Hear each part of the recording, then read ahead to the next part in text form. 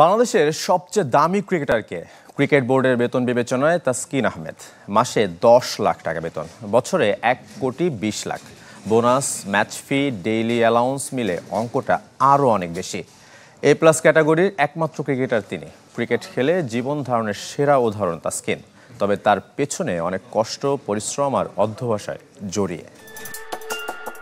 IPL, PSL কিংবা BPL এর মতো কোনো টুর্নামেন্ট না খেলেও বাংলাদেশি ক্রিকেটারের আয় বছরে কোটি টাকার বেশি, তাও আবার শুধুমাত্র বেতন থেকেই। ক্রিকেট বোর্ডের নতুন চুক্তিতে তাসকিন আহমেদের আয়ের পরিমাণটা বলে সেই কথা। প্রস্তাবিত বেতন কাঠামোতে যিনি একমাত্র A+ গ্রেডের ক্রিকেটার। পরিশ্রম যে কখনো বৃথা যায় না তার জলজ্যান্ত উদাহরণ টাইগার ক্রিকেটের স্পিড স্টার তাসকিন আহমেদ।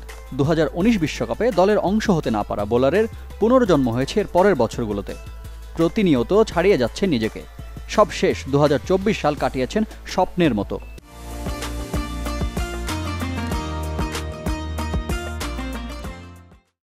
আন্তর্জাতিক ক্রিকেটে 3 ফরম্যাট মিলিয়ে নামের পাশে 63 উইকেট।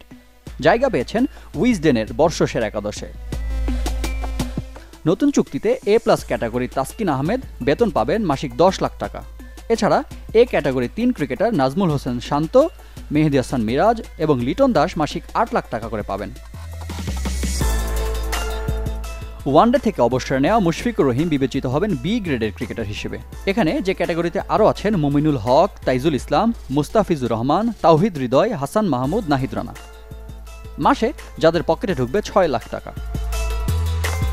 সাদমান ইসলাম, সৌম্য সরকার, জাকের আলী অনিক, তানজিদ হাসান তামিম, শরীফুল ইসলাম, রিশাদ হোসেন, তানজিম হাসান সাকিব এবং শেখ মেহেদী হাসানরা জায়গা পেয়েছেন মাসিক 4 লাখ টাকার C ক্যাটাগরিতে। সবশেষ D ক্যাটাগরিতে আছেন দুজন, নাসুম আহমেদ এবং সৈয়দ খালেদ আহমেদ। তাদের বেতন নির্ধারিত হয়েছে 2 লাখ টাকা। তবে নতুন চুক্তির সব আলো নিজের করে নিয়েছেন একজন, বাংলাদেশ ক্রিকেটের এক হার না মানা যোদ্ধা তাসকিন আহমেদ। মাঠের ক্রিকেটে হাল না ছাড়ার মনোভাবে সবসময় যিনি থাকেন নিজেকে ছাড়িয়ে যাবার প্রচেষ্টায়। আন্তর্জাতিক ক্রিকেটের পাশাপাশি BPLও ছিলেন দুর্দান্ত। মাঠের ক্রিকেটের প্রতিদান যেমন তার পরিসংখ্যানে প্রমাণিত, মাঠের বাইরে যার প্রতিদানে পেলেন BCBর স্বীকৃতি। রিফাত হোসেন, চ্যানেল 24।